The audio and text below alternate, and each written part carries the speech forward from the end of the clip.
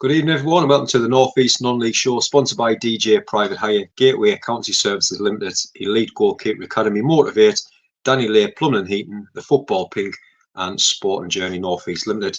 Tonight is another looking back riff, like we say, looking back all this month, and tonight we're looking back with Craig Rand. Craig, thank you very much for coming on the show tonight.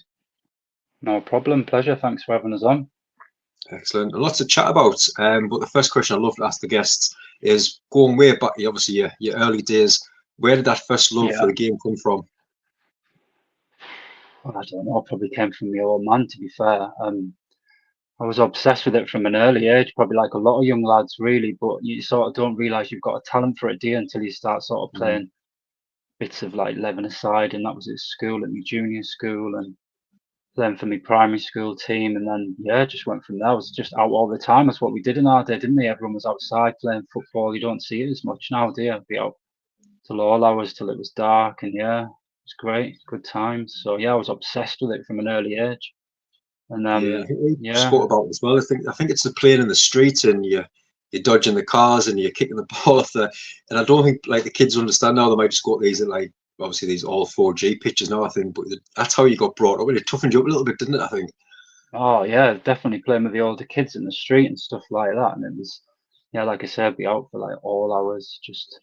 Yeah, so obsessed with it, mate, straight away. And I obviously went to my first Newcastle game when I was about 5, so that was where my first love came from as well. My dad took us there, so about 1987, 88, I was watching Newcastle play. And there was only about 15,000 in the ground in them days. So I was obsessed all the way through, really. Awesome, great memories. And obviously a young lad getting into Sheffield Wednesday, 94 to 2002. I mean, it's a long time of your life. And I know we've had players that's been in academies. I used to do the Toon Talk stuff as well, where we support our academy lads as well. I mean, you've been in Sheffield for that long. Is it hard times sometimes? Kind of, you've got to be on your board. You've got to be eating this. You've got to be doing this, and just sort of set by like a limit all the time. Would you say? Yeah, well, I was picked up by them at the age of 12 by it was my district manager, who was a guy you'll probably know, Dave Parnaby. He worked for Sheffield Wednesday then. He obviously did some great stuff with Middlesbrough's academy. He was a school teacher then, and after my first district trial, he was like, "Oh, you were at a club?" I was like, "Yeah, Newton Aycliffe." He was like, "No, a pro club." I was like, "No." So like, I used to go up to the Centre of Excellence at Gateshead then. But like, obviously, I don't think there was any limits on where you could travel to in those days. I think there's limits now, isn't there? There's a mileage, but there wasn't then. So I used to go up to the Gateshead International Stadium and Centre of Excellence, from the age of 12, and then played schoolboy football with them until I was 16, until I moved to Sheffield in 1998. Yeah. Excellent. And what was it like them early days going into obviously the academy type of level? Yeah, it was a bit daunting, to be honest. I've always like, off the pitch, I was like extremely shy. People who know me, I was like but on the pitch, I was just like, it was just everything came so natural to me there. And obviously up there, you're learning all different skills. Like Dave Parnaby was an unbelievable coach, fantastic. The little drills he'd do, the little turns he'd show you, like stuff I'd never seen before. So you're just developing and you're playing with better players, aren't you? So it was fantastic. I used to love it. Yeah, I mean, we've had a few people that's chatting about the stories, the changing rooms, and kind of things going on between the obviously younger lads and the pros at the club. I mean, was kind of anything like that around Sheffield as well? What do you mean, like the banter in the change room and that? Yeah, and kind of obviously, I think a lot of people said he had to earn that respect to kind of go on the first team change rooms. Obviously, I don't know if it was kind of the boots and stuff. Yeah, it's really daunting, isn't it? All of a sudden, like for example, I was doing my GCSEs. I was one of the youngest in the year in the June, and then a week later, I moved to Sheffield, and there's like Paolo Di Canio there, Benny Carboni, and like a week later, I was called in to train with the first team. Like my second week there, and I'd watch like the World Cup semi-final on TV, Holland against Brazil with R9 running things and that. And our record signing that summer was Wim Jonk, I think from Inter Milan or something. Yeah, and I was paired up with him. I'm thinking I was watching you in the World Cup semi-final, and I was stretching your hamstring. Wow. And then it was like Di Canio's, and I was in a 3 with Des Walker and Andy Hinchcliffe in this like 6-a-side, mate. The speed the ball was moving, it was just insane. But I was buzzing after that. I remember getting straight in the shower, ringing Dad. I was like, "Dad, I've just been training with the first team." He's like, "What? What?" So I did really well there. My first year, captained the youth team. Played in the youth cup team a year like above my age. That was under 18. I was under 17. Played in all 4 or 5 games, and that we had a good run in it. Like, and then made my debut in the reserves, which was a big thing to do at a Premier League club. And I played in like a first team testimonial friendly at the end of the season next to Des Walker. So like the first year, I was just flying. It went so well. Couldn't have gone any better really, other than making your debut. But obviously very difficult to do when you're 16. And then turned pro that summer. Oh, excellent. I mean, you mentioned the reserves. Was that like, I know, because we used to go and watch, I think the Sunderland played at Ferns Park, obviously Newcastle, I used to go down, I used to love watching the reserve. Was it kind of, at that time, was it a mixture of where the first team players dropped down if they needed the minutes and come back from injuries as well? Yeah, I mean, we played in that Premier Reserve League, mate. It's nuts. Like, so someone sent us some team sheets a few months ago. I love them. Yeah. We played Liverpool, and their midfield was like Gary McAllister centre mid with Murphy, Nick Barmby on the right, and I was marking Patrick Berger. Wow. It was nuts. And, and it was crazy. It was crazy, good experience. But you see like how they manipulate the ball, and like, you couldn't get the ball off them. So yeah, it's great experience. But yeah, we played all them games on Hillsborough as well. So yeah, it was fantastic. But I played at that ground as well. Is that where Sunderland played the reserves? That's where it was at the time. Durham's ground, wasn't it? Yeah, the pitch was unbelievable. Yeah, but as you say, with the first team players obviously dropping down to play in the reserves, it must have been good for the young lads coming through and obviously getting the taste playing with the first team players, but obviously then wanting to push on to playing that first team as well. It must give you the kind of hunger, obviously, with them lads in the change room as well. Yeah, absolutely. Yeah, it's great being around them. Obviously, you get to know them and obviously go from seeing them on TV, but then you just realise they're just normal people like me and you. Yeah. Do you know what I mean? Like, you can have the crack with them, you learn to have a bit of banter with them, and yeah, you learn a lot from them, see the way they sort of conduct themselves on and off the pitch. Oh, brilliant. I mean, you mentioned some of the names obviously trained with there. I mean, was he crazy back in them days, depending on what he was? Obviously, I've heard lots of stories under the cosh from the management days and stuff of bit of a nut. Yeah, it was nuts. So I trained a few times with him at and I was at Meadowall one day shopping, which is like the big shopping centre in Sheffield, a bit like the Metro, and he's in there with his entourage, like all these guys, and he's chucking stuff in his trolley, all Ralph Lauren stuff, and he's like called me over, and I was with my other mate from the digs. He's like, Randy. He's like, oh, you buying stuff? And we were like, we've got no money. We were only getting like a couple £100 a month as apprentices. And he was like, money's like paper. So we were straight in the next day, and that was our saying all the time. But yeah, he was such a character, mate. But you'd stay and watch him like afterwards, like there'd be like everyone would be watching him do shooting and finishing. Him and Carboni, incredible. But it was just before he pushed the ref, didn't he? A few months later, so I think it was in the October. Yeah, and then obviously he came back and he trained on his own, but then he left the club, and I think Wednesday's decline after that. Because he was such a maverick, wasn't he? Went to West Ham and it was unbelievable. But yeah, so I only was around him for a few months, but he was a genius, mate, absolute genius. And a character, big character. Even Phil said, hi there, Craig and James from Phil from Hotel Indigo Durham here. Hope you both well. Yeah, hope you well, Philip, and thanks you for tuning in as well. And like you say, some great years there. Obviously, the 4 years schoolboy, the one YTS, turning pro as well. I mean, after all that hard work, and like it is a slog at times, how good was it obviously turning pro? And what was that day like for yourself and obviously your family as well? Yeah, it was great. Well, I nearly signed for Man City. I came very close when I was 15. So I knew I was moving to Sheffield, but I was playing for the county in an English schools, I think, semi-final against Liverpool. And I had a great game that night. And yeah, Man City basically tapped us up, put us in a hotel for 2 nights. I had lunch with Francis Lee, went round Main Road, saw Lehman Knowles box, and Michael Brown, who played for Spurs, showed us around the digs, and they offered us a 3-year contract. They offered us a 1-year YTS and a 2-year pro, and they were going to pay Chef Wed 60 grand compensation. But because I've been at, in hindsight, looking back, I still wonder whether I should have gone there really, because they were in the, I think, Championship or League One at the time. It's when Dickoff scored that goal. Do you remember he scored that goal at Wembley? That would have been my first year. But because I've been at Wednesday since I was 12, I went there and they'd offered me like an extra year pro as well. So yeah, it was great. It was a great day signing pro. Yeah, fantastic, absolutely fantastic. Made up.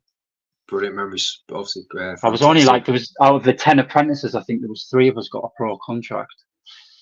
So the other 7 lads, I think they got another year, but most of them got released. Oh, done really well. I mean, obviously the Sheffield Wednesday, the time of leaving, how hard was that for yourself? Did you know it was kind of coming, or was it kind of just last minute?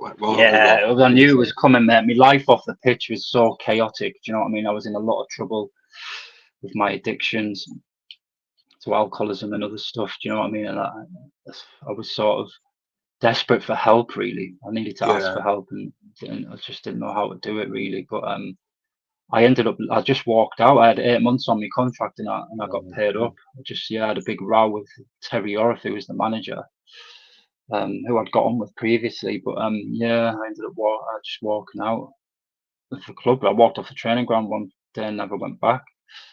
And got paid up. So I wasn't well at all. But during that period, I was still called into the first team squad a number of times. I travelled with them to a number of games. And was 17th man, and was, my lifestyle off the pitch, as people will know listening, talent will only get you so far. You have to be disciplined in all areas of your life if you want to get to that level where the first team players sort of play. I found it quite difficult. The whole thing. I was getting paid quite a lot of money for a young age and living away from home and stuff like that. But no, well, that's it. I mean, we've done a lot of interviews with like Newcastle players, and a lot of them being academy players as well. And the amount of lads that we spoke to have kind of said they've just gone through training day in, day out for some. I mean, from 8-year-old through to nearly 18. Then all of a sudden, sorry, you're released now. And at that time, there was a lot of them said there was just nothing there for them. No next steps, no help, no support. I think they're trying to bring in a lot more now, which is good. But you just needed something at that age, don't you, just to kind of keep it going, don't you? Yeah, it's great now. I know it is, because I went into the Sport and Chance Clinic a couple of years after that, Tony Adams' clinic, and I did some work with them in the educational department. I've been in nearly every Premier League club, spoke to the academy players, and shared my story and stuff. But they've got much better support now, good welfare departments, and from what I can see. But there's still a lot of lads struggling as well with it, because the drop off, isn't it? You go, all of a sudden you live in this. It's not in the real world, really. You're just with your mates, you're having that banter, and then all of a sudden it's gone. A lot of lads struggle to deal with that sort of step back into the real world, really. No, that's it. I mean, like you say, in non-league as well, and some cracking clubs that I'm going to mention here as well. Like I say, I know we had Whitby, the former Whitby Town manager, on last night. And had more clubs than Tiger Woods, mate. But like I say, some really good levels still, obviously, Whitby in the spelling. We'll start with Whitby as well. I mean, when you go there, what was it like kind of coming from the Sheffield Wednesday down to, obviously, Whitby, the changing rooms, obviously, what was going on the back of the neck? I mean, that would imagine be 100 mile an hour compared it was different. To be fair, after Sheffield, I went to Lincoln and played a couple of reserve games there. Then I was at Darlow for a couple of weeks, but my head was shot to bits. And then Harry Dunn, I think he rang the old man, and he's like, just fancy coming down here. But I enjoyed it. But I remember my first game was Colwyn Bay away. So it was a bit of an eye opener, and I'm trying to get the ball off the keeper. So I'm like going short, trying to get the ball, and he's like, "No, get up. We play long." And I'm like, "I want to play out from the back." Yeah. So it took us a bit of while, but there's some great lads there. I really enjoyed it. So enjoyed it. What was Harry like? I mean, loads of people have been on us, obviously mentioned Harry Dunn, and obviously legend and all. What was he like as a manager? Yeah, it was great. It was great with me. He was like, "I can make you highest paid player at the club and all this." So I was like, "Yeah, I'll just come." And I did really well there, I think, for the first 6 months or so there. But it's a culture shock completely. We've gone from being a Premier League club, and at times you can be thinking, you've got to get disciplined with that as well. You see a lot of lads drop back into non-league, get back into the pro game, but I had a couple of opportunities throughout my non-league career. I played. Bristol Rovers came in for me when I was down here, and Newport County nearly signed me when I was at Western and stuff. But again, my lifestyle off the pitch, mate. If I'm really honest, it was chaotic, and I didn't do myself justice at all, really. Yeah, I mean, like you see, with the move to Spain in 2003 as well, and it's like you see some great sides. I mean, Alex Murphy, Tony Lee there. I know Tony Lee's sons put a lot of messages in the Facebook group every week as well. Great lads. I mean, what was it like under them? And obviously, I know a couple of loan spells as well. What was it like kind of getting used to the North East non-league scene overall? Yeah, well, I went to Spennymoor. Alex Matthew was manager there. And there was some great lads there, played centre half. I think Nicky Moore was there, the ex-Middlesbrough centre half. He was a great lad, funny lad. Neil Bishop played centre midfield. Ah, yes, yeah. Yeah, what a player he is. I've never seen anybody cover so much grass in a game as him. Obviously, he went and played in the Championship, didn't he, in the league and stuff, but he was there when I was there. And yeah, it was great. It was a good setup. We started the season quite well from what I remember, but then we just drifted off, and I think you got the sack, and then Tony Lee came in. Yeah, and got on. Yeah, he was great as well. I remember one game at Barrow away. He goes to me, Randy, you look like you've just got in. I thought, how does he know I have? I've been out all night, and he took us off after about an hour. I was hanging. But how does he know? He just knew, didn't he? His experience. But yeah, I enjoyed it there. Some names there, the managers, like say Tony Lee, Harry Dunn, some fantastic managers you worked with, really, isn't it? Yeah, they were great, mate. They really were. Yeah, fantastic. Yeah, and there's some good lads there as well, some good players. I think remember Stuart Brightwell, little winger. Oh, I think he was at Man United. What a player he was. Yeah, and Danny Brunskill up front, strongest man in the world, like so good at holding the ball up. And yeah, it was a good standard. It was good, but again, you need to be the right mentality even playing at that standard. You know what I mean? But non-league now is improved so much, hasn't it? I mean, I'll go and watch Western now. We're top of the Conference South. And it's like a pro club down there now. Oh, the setups and that. Everywhere you go now, they're just trying to improve it year by year. The crowds as well. The crowds have doubled since I was playing now. Oh, that's amazing. Yeah. And was your last club in the Northeast, obviously Durham City, was that correct? Did you enjoy your spell, or did you know that you were kind of moving down south, or was it kind of just it was a move for work, or how did that all come around? I don't think I lasted more than a season in a non-league club up there. I was just going from one club to another. I think it was Durham City. Yeah, it was the last one. I was at Thornaby for a bit. I went on loan to Thornaby. Yeah, the loan. Then they got deducted 3 points because I was on a contract at Spenny, but they didn't tell Thornaby. And while I was on loan there, I played a few games, and then they got deducted so many points. I think. Oh, no. Fairness, but I went to Durham City because of that pitch. I loved that playing on that pitch. So yeah, Dickie Ord was there with Billy Cruddas, I think was the manager there.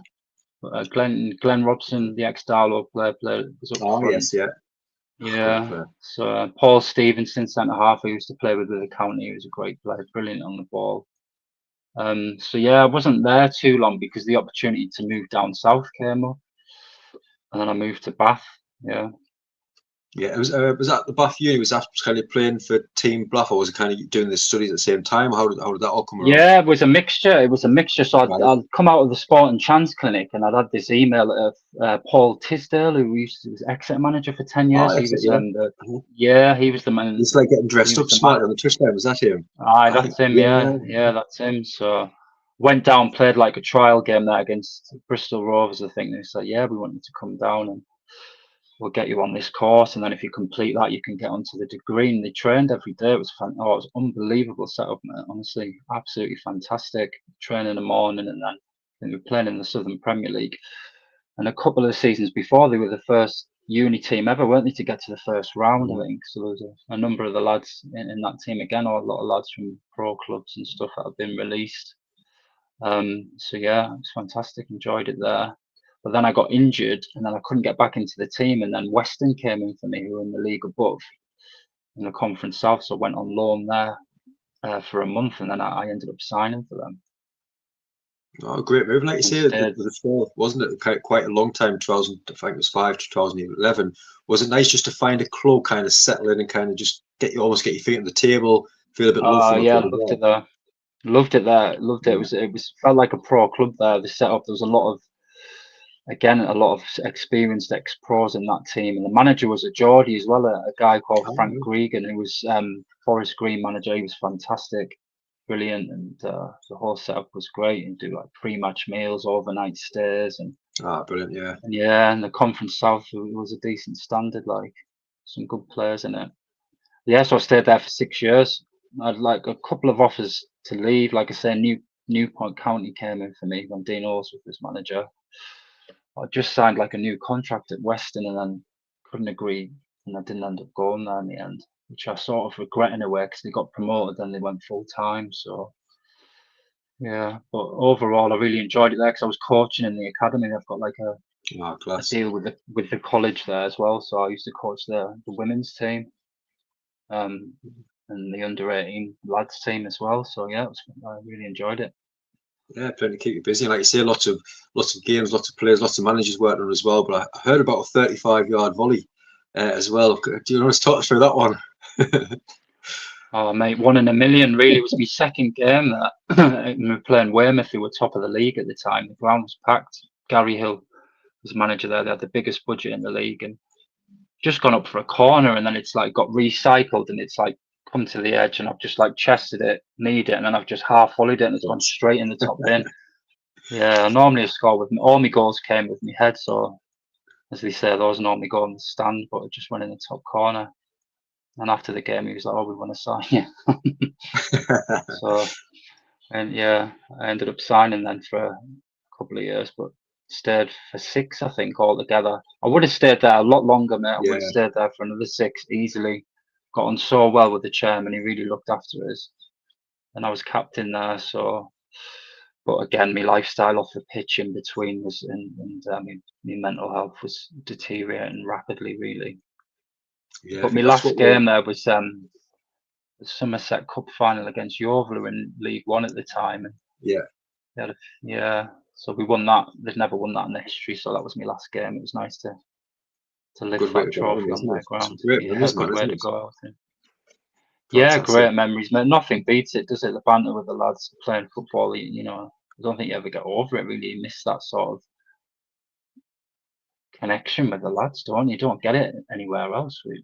Yeah, it's the chain rooms, isn't it? Even on a Sunday morning and stuff like that. You go on a Sunday morning, you think it's the first half hour of your life sometimes, isn't it? Butterflies before the game and all the crack. Yeah, it's hard to replace it, isn't it? And I think a lot of lads do struggle with that. You know, when you get into normality, into society, and you have to find things to replace that, and you have to change as a person.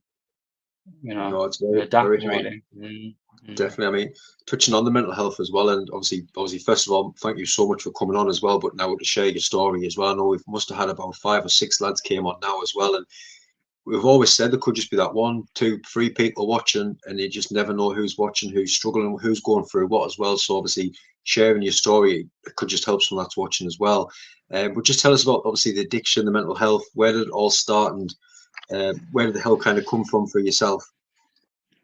It's hard to pinpoint where it started, but I always noticed that when I was drinking, I just couldn't stop. I'm one of them people that as soon as I start, I can't stop. You know, and that's, you know, and it progresses in me, and it started to progress quite quickly, really. And then I became addicted to cocaine as well, and I was living this like double life off the pitch and then coming into training just in a mess, mate. It was an absolute nightmare, really. And I was desperate to ask for help, and a couple of managers got me in. A couple of first team players were like, "What's the matter?" And the guilt and the shame around it, really. But you know, what I've found is it's the opposite. When you ask for help and you reach out, you know, you get well received. You know, so eventually I made that sort of call to the Sport and Chance Clinic. And, you know, the PFA paid for me to go in there, and that was when I was sort of first introduced to other people that were doing similar stuff to me. Do you know what I mean? Because I just felt like I was the only one that was feeling this way, type of thing. So yeah, but then I struggled for a bit after to sort of get sober, and in the end it resulted in like a serious suicide attempt in the March of 2012. Ended up in a hospital for 3 months. So yeah, I think I could have avoided that really if I'd just continued to sort of get that support. You know what I mean? That's what I found with mental health. It's not something that goes away. If you've got a physical injury, you know, we'll accept that we need to go and get support. You'll go to the doctor and think nothing of it. But with a mental injury, we tend to keep it to ourselves. But it's a similar thing. It needs help. You need a professional to talk to, really. And sometimes family members get frustrated because of that emotional attachment. So the best person to talk to, you know, I would think is go to your GP, you know, first point of call, and they'll refer you to the mental health side of things. And there's loads of support there. That's what I've found.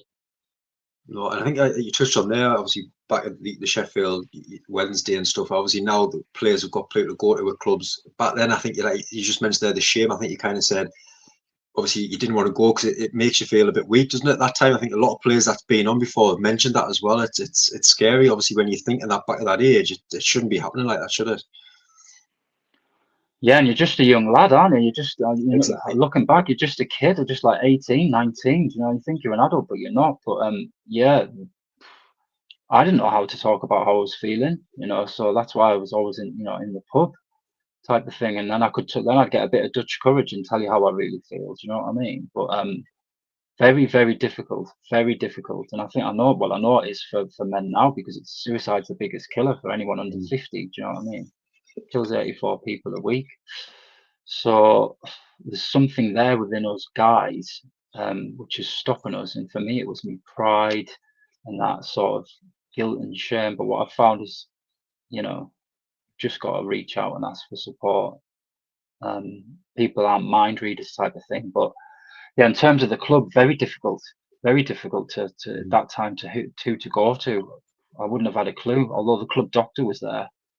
But you just think you can sort it out yourself. But what I found is it's very difficult too.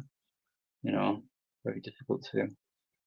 Oh, that's it. I mean, Yeah. I So think anyone watching, I think it was Chedwin Scott, the former Gateshead player. Obviously, I think Notts County now, and I think it was about 3 or 4 weeks ago the club came out, and I think it was good of them now. They got obviously agreed between Chedwin and the club to kind of put a statement out there rather than just go missing for 5 or 6, even months possibly. Where's he at? Is he injured? What's going on? And they kind of said he's just taking a break from football to concentrate on his mental health. And the support, the comments, and not just from Notts County fans, from all over the UK. It was amazing to see so many people. And it's just nice to see the support that he's getting from, and obviously not just his fans, but just from football family in general. It's great to see now, isn't it? Oh, absolutely. Yeah. And we need to sort of normalize that, don't we? Normalize that sort of thing of just speaking about it. And it'll become easier for people to do it. But for me, I'd get locked in my head and I'd think, I can't tell anyone this, can't tell anybody this. But like I said, and the response there from those fans, that's what you find. 9 times out of 10, people receive it with a lot of empathy and sympathy and just wish you well, really. Yeah, and Yeah. it's nice not to get out. People now, I know we do something every other Sunday. Start just like work, but then a few friends are now getting involved where we go and play 7-a-side just for an hour, sit and have a pint if they need to, and then have a chat. And we don't ask if anyone's struggling. If they just want to talk, they just can come out and talk, and no one kind of batters an eyelash really. But I think it's just nice for someone who might not want to say they're struggling to kind of come and just have a chat with someone about something. And it's great to open up that way as well. Sometimes when they don't want to kind of just put it straight out there, isn't it? Absolutely, yeah. And a lot of the time, we don't really want anybody to say anything back. We just want to be heard. That's what I found. Exactly. Yeah. And I think it is important to try and find those right people that you can speak to about it and trust. You know what I mean? Who won't give you that sort of judgmental view. Like I say, for family members, sometimes it can be difficult because of that emotional attachment. They want to repair it. They want to be the ones to solve it, but often they can't. In my experience, not be, no fault of theirs. But I think you go to somebody neutral, like a professional or something, and you will get that sort of, that clinical support that you need, and they can refer you to the right services and things like that. 100%. But I think the best thing about it all, Craig, is like you say, and the guests that we've had on before, you're here now to tell the story. Like you say, sober now for 12 years. It must be like obviously amazing what you've been through, but obviously now to sit here and go through your story, helping other people as well. It's nice to come out that side as well, isn't it? Yeah, absolutely. And one of the things, like I mentioned earlier, I've been able to do is go into nearly every Premier League club and speak to the academy players. I've been in with a therapist who does a seminar on addiction, mental health, and then I share my story at the end for like 45 minutes. And yeah, the response has been fantastic each time I've done that. So I feel like I'm repairing a bit of sort of the damage that I did, really. Well, to myself, really. Do you know what I mean? I'm healing a Yeah. bit around that stuff, and I can just hopefully help somebody else. No, fantastic. And obviously, before we go on to the quick fire rounds, I always ask for anyone that's coming on, what would your message be for anybody that's watching now who might be struggling, obviously watching back in the gym and stuff like that? What would be your message be to them? Yeah, just be brave and reach out. You know what I mean? Reach out for support. Go to your GP. Your first point of call is go to your GP, who will then refer you. If you can't get to your GP, go to A&E. Don't think you're on your own, because you're not. And they'll refer you onto the correct sort of services, really. So yeah, just be brave and ask for help. You know, pick up the phone, speak to somebody. Don't sit with it on your own. Don't isolate yourself. Get around people. You know, do things that are going to improve your self-esteem. Go to the gym. Do whatever it is you need to do. Do some exercise, all that stuff. But you know, if it's clinical depression, you're going to need to see a professional, in my experience. Yeah, 100%. Like you say, always keep reaching out if you need that support as well. And finishing off our quick fire on, Craig, and we always kind of looking back over your career, the best and the worst and stuff, but we always ask every guest that comes on, we always get some great answers for this one. So start with number one. Who would be the best manager that you worked under and why? I think it'd have to be a couple of my non-league managers. Probably Frank Regan at Western, just because he was a Geordie, he's a Newcastle fan like me. So we were down south, we took to each other. But some of his sayings in the dressing room, man, we went to Magaluf on an end of season term. We had all these sayings on the back of our shirt. We just come out with some unbelievable like one-liners, mate. But great man manager, brilliant man manager. Knew how to treat the players with respect, and that's what I found. The managers that treat with respect always get the most out of the lads. The ranters and the ravers, I think, are a thing of the past. I think. But yeah, probably him, I would say. Or my last manager at Western, a guy called Craig Laird, who just wanted to play total football. It was unbelievable. Just get a ball from the back. And yeah, we did really well in that last season. So I think I'd have to pick those two guys because I was at that club the longest. Excellent. Yeah. Number two, the best teammate that you played with and why? Oh, what, talent-wise? Yeah, we say yeah. I played with a lad at Western called Ryan Harley. He's one of the most talented football. He got a move to Brighton in the end. Take corners with both feet. Just a genius on the ball. Probably him as well. Probably the way he dressed as well. He dressed like his dress sense was a joke. Ridiculous. It's the first person I saw with a man bag. But very talented player. Played a couple of games pre-season with Carboni as well, mate. Yeah, unbelievable. Benito Carboni. Yeah, he did Forget that some of the knuckleball. players, You know, when Ronaldo was doing that knuckleball, he was doing it in like 1998. So he used to stay after training and ping balls into him, and he'd just be dipping it. So yeah, that was a bit of an honour to share a picture of them. Excellent. Number three, who is the best opposition player that you've played against, who you just couldn't get the best of? Oh, well, the best opposition player would have to be my boyhood hero I played against would be Gaza. I played against him in a reserve game, and he was at Everton at the time. Right, yeah. And he never shut up the whole game, mate. And I remember we had this Italian centre forward up front, and he's gone like to spin into the channel. I'm playing fullback, and I've clipped the ball, but then he's come back short, and then he's throwing his arms in the air to me, and I'm like, get after it. And then Gaza's just turned to me and gone, unbelievable ball, that's on unbelievable ball. Don't listen to him, he's talking shite. And then he ran off the pitch halfway through. He's like, ref, I need to go off. Just ran off the pitch. It's like, I need to change my shorts. And he came back on eating a cream cake. But yeah, his legs had gone a bit by then, but he still showed little flashes of brilliance. I was just in awe. It's just amazing to be on a pitch with him, really. That's amazing. But, yeah. Number four, your best footballing moment. Best footballing moment. Probably my last game, I think, for Western, lifting that trophy. Yeah. Got sent off in the 96th minute as well. So they weren't going to let us on the pitch to get the trophy. We refused to go back on. But yeah, probably that last game I played because the club had never won it before, and we played a really strong League One Yeovil team that night. Nicked a goal and managed to hang on and get the win. So yeah, probably that. Excellent. And the final question, the funniest football moment. I think you just mentioned the Gaza one. I think that would be up there. But any other funniest football moments? The funniest football moment would have to be at Sheffield Wednesday when I was an apprentice, and we had to do a Christmas play in front of all the first team. Probably know that. I remember being told that in pre-season by our youth team manager, and I couldn't stop thinking about it for 6 months till the December. And obviously I played Di Canio because the ref, and we had one of the lads who was just hilarious, a lad called Ryan Harley, who just could take off all of the players' accents and stuff like that. So yeah, that was a funny moment doing that play, and everyone just been in stitches, like, so always sticks in my memory, that one. Class, man. But no, Craig, thank you so much for coming out. It's been an absolute pleasure. Thank you so much for sharing your story as well. Like I say, hopefully someone that is watching might need that support, and hope that's helped them tonight. So thank you so much for coming out tonight. No bother, mate. Pleasure, absolute pleasure. Thanks very much. Brilliant. But again, thank you everyone so much for watching. Back again next week with another show. I think it's a Northern League mid-season review show before final 4 shows before a little winter break the week after as well. But again, thank you so much everyone for watching. I hope you all enjoy the rest of the night as well.